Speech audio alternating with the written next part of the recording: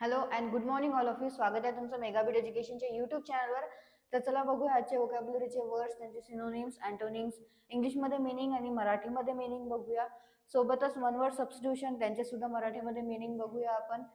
Misspelled word, ज्याच्यामध्ये 4 options दिलेले आहे. 4 ऑप्शन्स म्हणून आपल्याला करेक्टली स्पेल्ड वर्ड बघायचा आहे आणि त्याचं सुद्धा आपण मिनिंग बघूया आणि idioms and phrases. Okay, so first word आहे आपला आजचा, तो आहे वुलपाईन. VULPINE. वुलपाईन म्हणजे काय होतं तर pertaining to a fox, sly, tricky, cunning, crafty. म्हणजेच काय होतं की कोल्ह्यासारखा. कोल्ह्यासारखं काय असते म्हणजे तर कोल्ह्यासारखा धूर्त, कोल्ह्यासारखा लबाड किंवा कोल्ह्यासारखा जो पाताळ यंत्री असतो त्याला काय म्हटलं जातं, वुलपाईन असं म्हटलं जातं. सो वुलपाईनचं मराठीमध्ये मिनिंग काय आहे, कोल्ह्यासारखा. कोल्ह्यासारखा,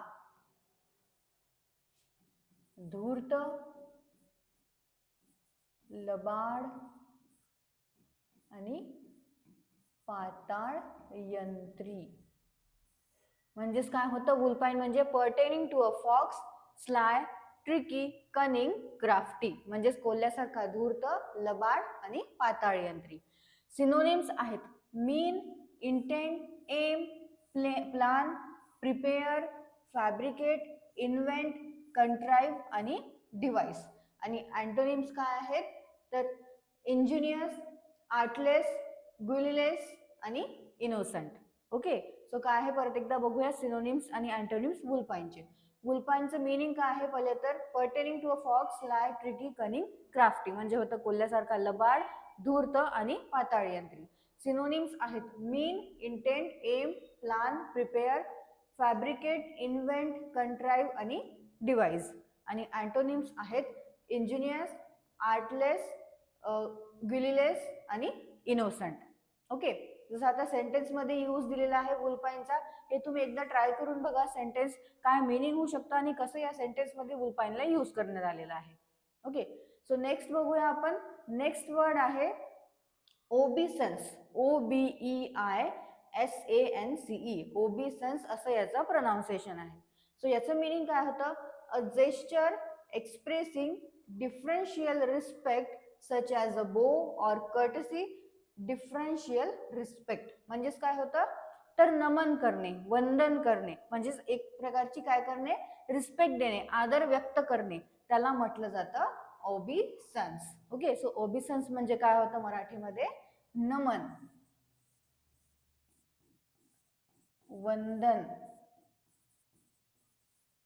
अभिवादन, मुजरा किंवा आदर व्यक्त करणे. तर ओबिसन्स म्हणजे काय होतं, अ gesture expressing differential respect such as a बो ऑर कर्टसी, डिफरन्शियल रिस्पेक्ट. मराठीमध्ये त्याचा अर्थ होतो नमन, वंदन, अभिवादन, मुजरा किंवा आदर व्यक्त करणे. सिनोनिम्स आहेत ओबिसन्सचे होमेज, रिस्पेक्ट, बो, बॉब, कर्टसी, जेन्युफ्लेक्शन आणि कोटो. आणि अँटोनिम्स आहेत सेन्श्युअर, कंडेमनेशन आणि डिसडेन. ओके, आणि डिसऑनर. परत एकदा बघूया सिनोनिम्स आणि अँटोनिम्स काय आहेत ओबिसन्सचे. सो सिनोनिम्स आहेत होमेज, रिस्पेक्ट, बो, बॉब, कर्टसी, जेन्युफ्लेक्शन आणि कोटो. आणि अँटोनिम्स आहेत सेन्श्युअर, कंडेमनेशन, डिसडेन आणि डिसऑनर. नेक्स्ट बघूया. जसं आता इथे पण सेंटेन्स दिलेला आहे, परत एकदा तुम्ही वाचून घ्या आणि स्वतःच्या मनाने बघा की काय याचं सेंटेन्स मध्ये कसं यूज करण्यात आलेलं आहे वर्डला. आणि स्वतःच्या मनाने सुद्धा सेंटेन्सेस तुम्ही तयार करू शकता. इझी सेंटेन्सेस तयार करत चला, अर्थ बघा आधी आणि त्याच्यावरून तुम्ही स्वतःच्या मनाने सेंटेन्सेस तयार करा. इझी केले तरी चालेल. नेक्स्ट बघूया. नेक्स्ट वर्ड आहे गॅलिंग. GALLING, गॅलिंग किंवा गॉलिंग. सो गॅलिंग म्हणजे काय होतं, annoying or bitterly humiliating, causing someone to feel resentful, upset और अनॉइड. म्हणजेच काय होतं, जो चिडचिड करणारा असतो, चिडचिडा जो असतो त्याला म्हटलं जातं गॅलिंग. ओके, सो गॅलिंग म्हणजे काय होतं मराठीमध्ये, एकतर चिडचिडा होतं किंवा जो संतप्त आहे, संताप आहे त्याला म्हटलं जातं गॅलिंग. सो मराठीमध्ये काय होतं गॅलिंग म्हणजे चिडचिड करणारा, त्रासदायक, संतप्त करणारा. ओके, संतप्त करणारा किंवा असे म्हणू शकतो आपण गॅलिंग म्हणजे चिडचिड करणारा, त्रासदायक, अपमानकारक किंवा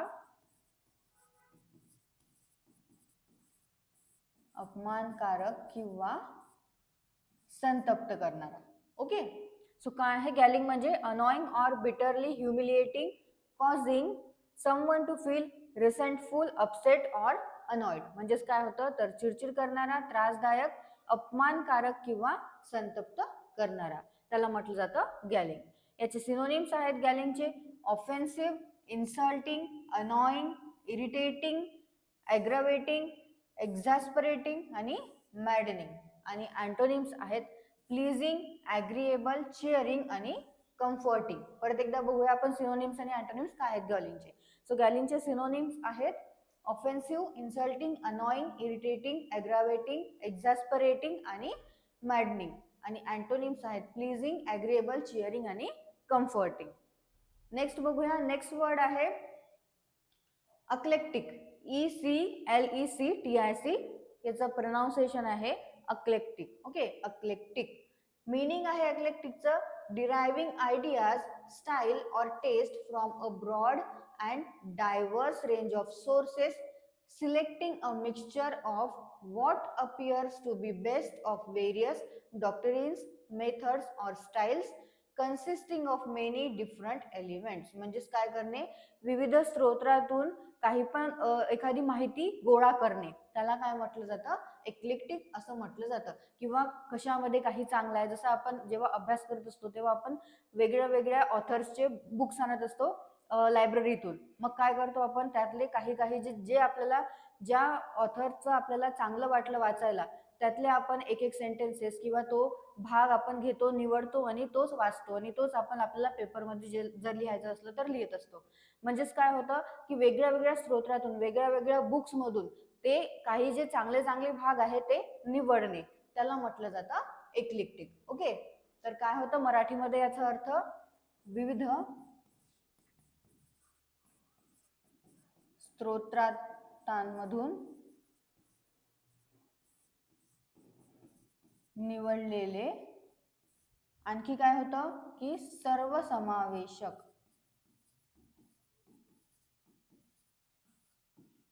किंवा अनेक पद्धतींचा मेळ. जसं वेगळ्या वेगळ्या बुक्समध्ये वेगळ्या वेगळ्या जे पण आपण रेफर करत असतो बुक्स, त्याच्यामध्ये वेगळी वेगळी पद्धत दिलेली असते. सो त्या वेगळ्या वेगळ्या पद्धतींचा जो मेळ असतो आपण करतो त्याला म्हटलं जातं एक्लेक्टिक. म्हणजेच काय करणे, विविध स्त्रोत्रांमधून निवडलेले, सर्वसमावेश किंवा अनेक पद्धतींचा मेळ. सिनोनिम्स बघूया आता काय होतं एक्लेक्टिक म्हणजे. सिनोनिम्स आहे त्याचे diverse, different, various, choosing, selecting, selective, varied, broad, wide ranging. आणखी काय आहे कॉम्प्रिहेन्सिव्ह. ओके, तर हे काय आहे सिनोनिम्स आहेत एक्लेक्टिकचे. आणि अँटोनिम्स काय आहेत तर homogeneous, narrow, exclusive, same, similar आणि अलाइक. परत एकदा बघूया आपण काय आहे सिनोनिम्स एक्लेक्टिकचे. सो एक्लेक्टिक म्हणजे तर काय होतं की डिरायव्हिंग आयडिया, स्टाईल और taste from a broad and diverse range of sources, वेगळ्या वेगळ्या सोर्सेस मधून वेगळे वेगळे वेगळ्या वेगळ्या स्टाईल्स, आयडियाज त्यातनं घेणे, निवडणे. Selecting a mixture of what appears to be best, जे काही बेस्ट आहे आपल्याला चांगलं वाटतं ते त्यातून सोर्स घेणे, त्या सोर्समधून घेणे. ऑफ व्हेरियस डॉक्ट्रिन्स, मेथड्स और styles consisting of many different elements. Okay, so याचे सिनोनिम्स काय आहेत एक्लेक्टिकचे diverse, different, various, choosing, selecting, selective, varied, broad आणि वाईड रेंजिंग आणि कॉम्प्रिहेन्सिव्ह. आणि अँटोनिम्स आहेत homogeneous, narrow, exclusive, same, similar आणि अलाइक. नेक्स्ट बघूया आता one word substitution. One word substitution मध्ये फर्स्ट वर्ड जो आहे तो आहे सायनोश्युअर. सायनोश्युअरची काय स्पेलिंग आहे CYNOSURE. तर सायनोश्युअर म्हणजे काय होतं one who is a centre of attraction. Centre of attraction म्हणजे काय होतं, जो काय आहे केंद्रबिंदू आहे. केंद्रबिंदू म्हणजे काय, तर जो लक्षवेधी आहे. असा एखादा व्यक्ती आहे किंवा वस्तू आहे जे लक्ष वेधून घेते, त्याला काय म्हटलं जातं, सायनोश्युअर असं म्हटलं जातं. ओके, सो सायनोश्युअर म्हणजे काय होतं, केंद्रबिंदू किंवा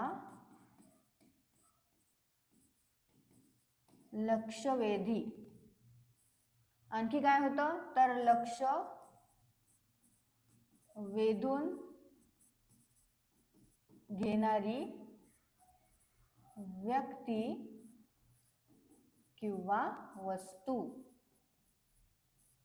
एखादी व्यक्ती किंवा एखादी वस्तू जी लक्ष वेधून घेते तिला म्हटलं जातं सायनोश्युअर. म्हणजे जे काय आहे केंद्रबिंदू आहे, सेंटर ऑफ अट्रॅक्शन आहे किंवा लक्षवेधी आहे.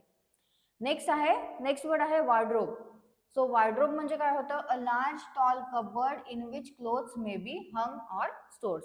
तर कपडे ठेवण्याचं जे कपाट असतं त्याला म्हटलं जातं वॉर्डरोब. कपडे ठेवण्याचं कपाट किंवा आपण अलमारी सुद्धा म्हणतो, त्याला काय म्हटलं जातं, वॉर्डरोब असं म्हटलं जातं इंग्लिशमध्ये. सो वॉर्डरोब म्हणजे काय होतं मराठीमध्ये,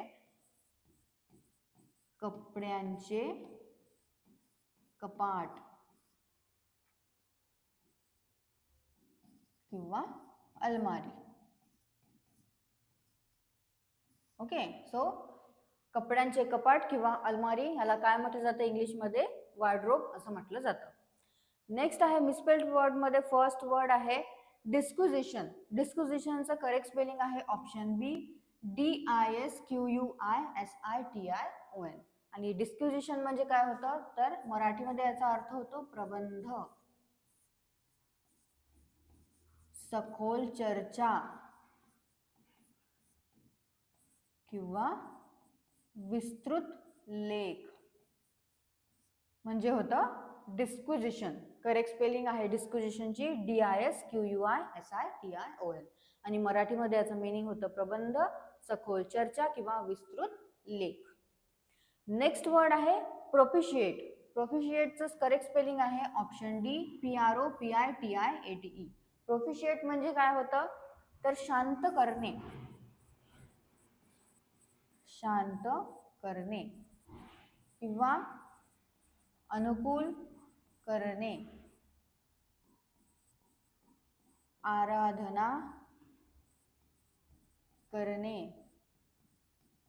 प्रसन्न करणे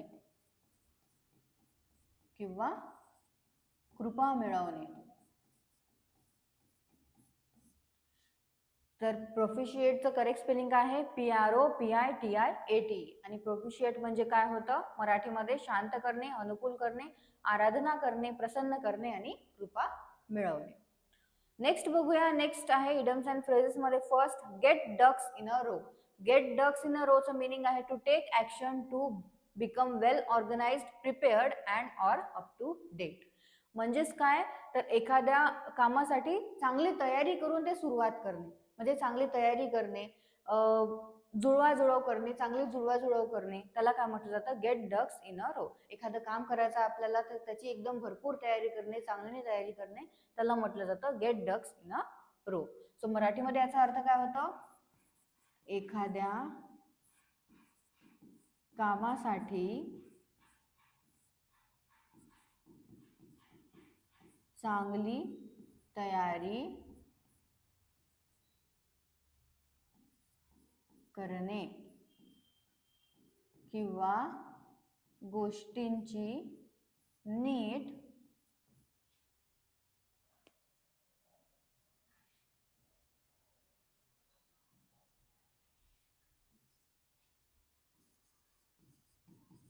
जुळवाजुळव करणे किंवा आपण म्हणू शकतो योजनाबद्ध रीतीने तयार असणे, म्हणजेच वेल ऑर्गनाइज्ड. ओके, सो काय आहे get ducks in a row म्हणजे to take action, to become well organised, prepared and or up to date. तर मराठीमध्ये याचं मीनिंग काय होतं, एखाद्या कामासाठी चांगली तयारी करणे, गोष्टींची नीट जुळवाजुळव करणे किंवा योजनाबद्ध रीतीने तयार असणे म्हणजेच होतं get ducks in a row. आणि लास्ट आहे eat like a bird. Eat like a बर्डचं मिनिंग आहे to eat very much. The phrase evokes the image of a pecking bird. म्हणजेच काय तर चिमण्यासारखं, जसं आपण म्हणतो एखाद्या मुलाला, लहान मुलगा असतो लहान मुलगी असतो जे जेवण करतात, मोबाईल बघत बघत जेवतात किंवा टीव्ही बघत बघत जेवतात, त्यांना काय म्हणतो आपण की चिमण्यासारखे खात आहे. चिमण्यांसारखे खात आहे म्हणजे काय तर एकदम कमी कमी खात आहे. म्हणजेच काय होतं ईट लाईक अ बर्ड म्हणजेच खूप कमी खाणे किंवा अल्प आहार घेणे, त्याला म्हटलं जातं ईट लाईक अ बर्ड. तर मराठीमध्ये काय होतं ईट लाईक अ बर्ड म्हणजे खूप कमी खाणे किंवा अल्प आहार घेणे म्हणजे होतं eat like a bird. Okay, so हे आपले आजचे सगळे इडम्स अँड फ्रेजेस आपण पाहिलेले आहे. One word substitution, misspelled word सुद्धा पाहिलेले आहे आणि व्होकॅब्युलरीचे 4-5 वर्ड्स बघितलेले आपण, 4 वर्ड्स. सो त्याचे सिनोनिम्स, अँटोनिम्स, मराठीमध्ये मीनिंग्स परत एकदा वाचून घ्या, नोट डाऊन करत चला. जे आधीचे वर्ड झाले आहेत ते सुद्धा एकदा वाचत चला जा रोज. हा जे नवीन सेशन असते त्या नवीन सेशन नवीन व्हिडिओच्या आधी तुम्ही आधीचे जे वर्ड्स आहेत ते रिवाइज करत चला, म्हणजे तुम्हाला जे नवीन जे व्हिडिओज येतात, नवीन जे वर्ड्स येतात ते सुद्धा परत परत लक्षात राहत जाईल आणि जे आधीचे झालेले ते सुद्धा लक्षात राहत जाईल. ओके, तुमच्या स्वतःच्या मनाने सुद्धा सेंटेन्सेस तयार करत चला, त्यामुळे तुम्हाला कळेल की हा वर्ड तुम्ही सेंटेन्समध्ये कसा यूज केलेला आहे आणि कसा तो यूज करण्यात येतो. तर तुम्हाला सेशन आवडलं असेल, सेशनला लाईक करा, चॅनलला सबस्क्राईब करा, तुमच्या फ्रेंड्सला शेअर करत चला. All the best all of you and thank you.